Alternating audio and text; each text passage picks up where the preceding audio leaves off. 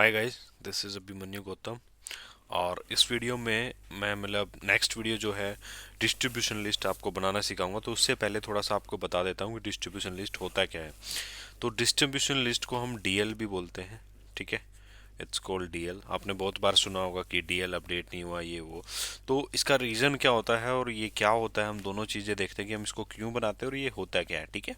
तो सबसे पहले हम समझते हैं Microsoft Office 365, formerly Office 365 group are used for collaboration between users. Means, यहाँ तक समझा देता हूँ, both inside and outside your company. पहले यहाँ तक समझते हैं, ठीक है। तो ये कह रहा है कि used for collaboration between users and both inside and outside company. तो यहाँ पे एक तो ऑप्शन आ गया बिटवीन। पहले चीज समझते हैं कोलेब्रेशन कि सपोज दैट अब मुझे 10 बंदों को ईमेल करनी है, ठीक है। 10 बंदों को मुझे ईमेल करनी है कि मेरे को 10 पीपल हैं, उनको ईमेल सेंड करनी है, एक ईमेल। तो यहाँ पे अब सवाल क्या है कि भाई 10 बंदों को मेंटेन करने से अच्छा है उनका मैं एक ग्रुप बना दूं, जिसको हम डीएल बोलते हैं, डिस्ट्रीब्यूशन लिस्ट। अब मैंने इन 10 बंदों के लिए एक ग्रुप बना दिया कि कंपनी का नाम जो भी रखना चाहते हो आप, और यहाँ पे लिख दिया आपने सेल्स। फॉर एग्जाम्पल ये सेल्स की टीम है और आपने ये ईमेल इन सबको भेजनी है। तो आप एक एक बंदे को करोगे, मे बी आपसे कोई मिस हो जाए, भाई बहुत सारे चांसेस रहते हैं। तो उसके लिए हम क्या कर सकते हैं, एक डिस्ट्रीब्यूशन लिस्ट बना सकते हैं और उस ईमेल में हम डालेंगे खाली सेल्स ग्रुप का नाम और ईमेल जो है चली जाएगी, ठीक है। ये तो हो गया कोलेब्रेशन। ये वन यूजर से लेके मैक्सिमम आप जितने कर सकते हो ये इसमें डिस्ट्रीब्यूशन लिस्ट में आप ऐड कर सकते हो। फिर ऑप्शन आता है इनसाइड और आउटसाइड। तो पहले हम पढ़ेंगे इनसाइड। तो इनसाइड का क्या रहता है कि बाय डिफॉल्ट जो आपके ग्रुप्स आप क्रिएट करोगे उनके अंदर क्या होगा कि वो सिर्फ आपके इंटरनल ही चलेंगे। जब आपकी कोई इंटरनल आईडी, जैसे XYZ आपका डोमेन है, ठीक है, XYZ डोमेन है, तो इस डोमेन के अंदर जितनी भी ईमेल सेंड करेंगे कोई भी यूजर इस डोमेन से इसी डिस्ट्रीब्यूशन लिस्ट पे जब ईमेल सेंड करेगा तो वो यूजर्स को डिलीवर्ड हो जाएगी, ठीक है। फिर आता है आउटसाइड। आउटसाइड का क्या मतलब है कि यहाँ पे abc.com का कोई दो ऑप्शन है। फर्स्ट यूजर है और दूसरा है abc.com का उसमें क्या है कि हमें ईमेल आनी है और यहाँ पे abc.com से जानी है, ठीक है। यूजर यहाँ पे ऐड कर देते हैं। बताता हूँ इसका क्या फंडा है, ठीक है। ये ऐसे कर देते हैं। तो अब जैसे क्या ऑप्शन है कि आपने एक ग्रुप बनाया सेल्स के अंदर। अब क्या हुआ कि आपने कोई थर्ड पार्टी बंदा लिया हुआ है। अगर थर्ड पार्टी बंदा लिया और आप चाहते हो कि एक abc.com या फिर कुछ कंपनीज के अंदर मल्टीपल डोमेन्स होते हैं, मल्टीपल होता है, जैसे XYZ, ABC या DFZ, सो ऐसा कुछ करके मल्टीपल डोमेन्स होते हैं किसी कंपनी के अंदर। तो वहाँ पे या तो उनकी पेरेंट जो है आपस में उनका कम्युनिकेशन सेट होता है, उनका जो कम्युनिकेशन होना चाहिए वो सेट होता है। नहीं तो फिर उसको अगर नहीं भी किया हुआ है तो वहाँ पे एक फैसिलिटी रहती है कि आप आउटसाइडर डोमेन को यूज कर पाओ, ठीक है। तो इसका मतलब क्या है कि आपने सेल्स का जो 10 यूजर थे वहाँ पे 11th यूजर जो है उस डिस्ट्रीब्यूशन के अंदर ऐड कर दिए, डिफरेंट डोमेन का बंदा, उसको भी ईमेल आपकी जा रही है, जो कि आप फंक्शनैलिटी यहाँ पे अनेबल कर सकते हो।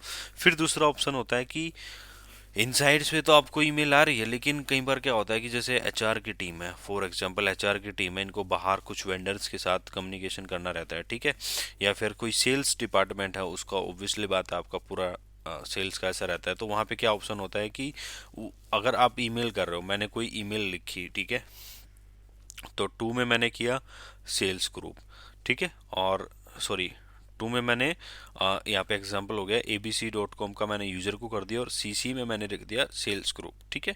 अब जो मैंने ईमेल सेंड करी, मतलब इनसाइड से मैंने ईमेल सेंड करी, तो सेल्स ग्रुप पे आनी चाहिए, वहाँ पे बंदे को भी चलेगी। लेकिन अब ये जो बंदा रिप्लाई टू ऑल कर रहा है, ठीक है, रिप्लाई टू ऑल करेगा तो सेल्स ग्रुप पे वापस ईमेल आनी चाहिए और मुझे भी ईमेल आनी चाहिए, ठीक है।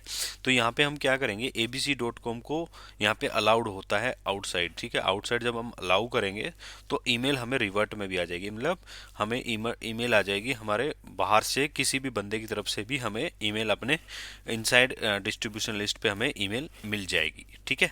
तो ये दो ऑप्शन होते हैं, इनसाइड और आउटसाइड। तो जो यही एक सबसे बड़ी इंपॉर्टेंट होती है कि कोई भी कंपनी जब अपने उसमें जो सिक्योरिटी होती है वो भी बताऊंगा, लेकिन कोई भी ग्रुप जब बनाया जाता है तो उसको यही चीज़ ध्यान में रखते हुए बनाया जाता है कि उसमें आप इनसाइड और आउटसाइड कैसे मैनेज करोगे, राइट।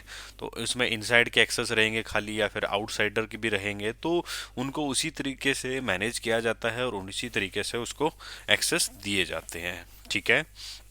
फिर उसके बाद आया distribution group are use to sending notification to a group of people.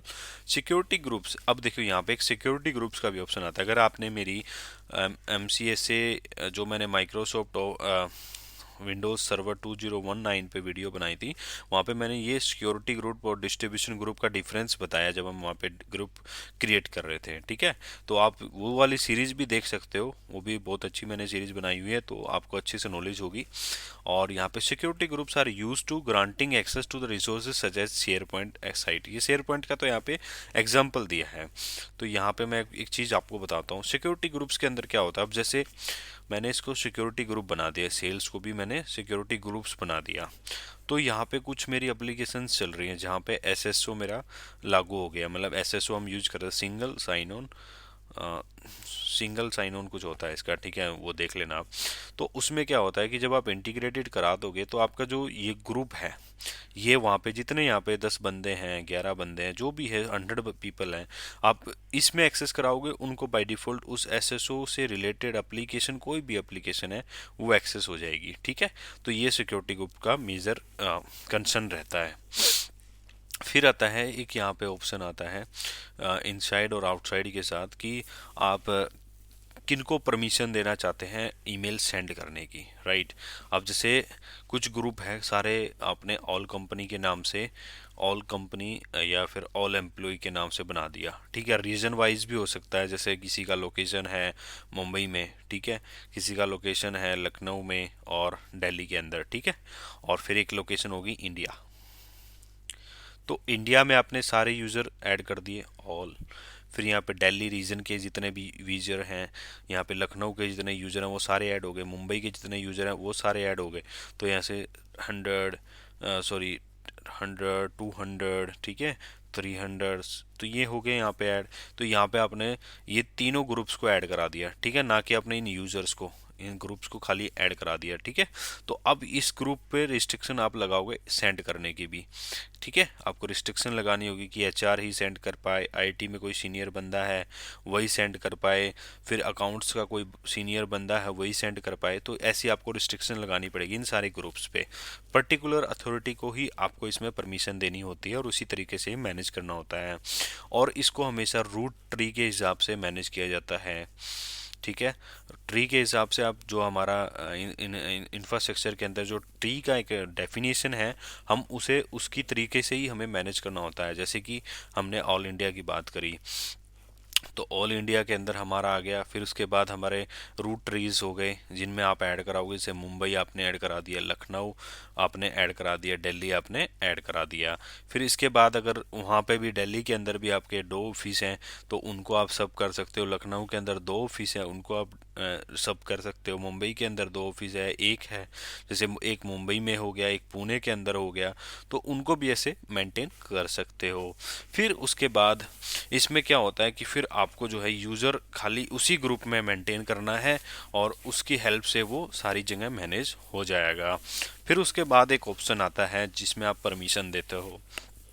तो परमिशन के लिए भी आप एक DL बना सकते हो, कि परमिशन के अंदर भी आप एक DL बनाओगे और उस DL से ही परमिशन होगी इन सारी DLs पे ईमेल सेंड करने की। तो ये भी एक हिरार्की होता है, ये भी एक आपको मैनेज करना होता है कि कैसे आप यूजर्स को मैनेज करोगे। अभी किसी को जैसे आपने फॉर एग्जांपल यहाँ पे HR टीम के लिए भी आपने एक DL बनाया हुआ है, तो आप इस HR की टीम को यहाँ पे इस DL में ऐड कर सकते हो। बिल्कुल जी, आप एक DL के अंदर दूसरा DL ऐड कर सकते हो। तो आप यहाँ से ऐड करके भी उनकी जो आपको जो ईमेल सेंड करने की परमिशन है वो भी आप एक DL के थ्रू मैनेज कर सकते हो, ताकि ज़्यादा आपको मैनुअल वर्क आपको ज़्यादा नहीं करना पड़े। ठीक है, तो उम्मीद करता हूँ डिस्ट्रीब्यूशन लिस्ट आपको समझ आई होगी। थोड़ा सा मैंने मे बी ना समझा पाया हूँ तो वीडियो एक बार दोबारा देख लीजिए, और अगर आपके कोई भी क्वेश्चन है, कोई भी कंसर्न है तो प्लीज़ मुझे बताना। ठीक है, तो मेरा सवाल है इस वीडियो के लिए कि क्या मैं आउटसाइडर बंदे को, ठीक है, आउटसाइड बंदे को अपने DL के अंदर ऐड कर सकता हूँ? या हमारा जब कोई आउटसाइडर डोमेन से कोई ईमेल सेंड करता है तो क्या वो हमारे डीएल्स पे ईमेल रिसीव होगी या नहीं होगी, और क्या हम एक आउटसाइडर बंदे को हमारे डोमेन के अंदर ऐड कर सकते हैं कि नहीं कर सकते हैं। तो इन दोनों के मुझे आप आंसर दीजिएगा नीचे वीडियो में 20 सेकेंड्स के अंदर।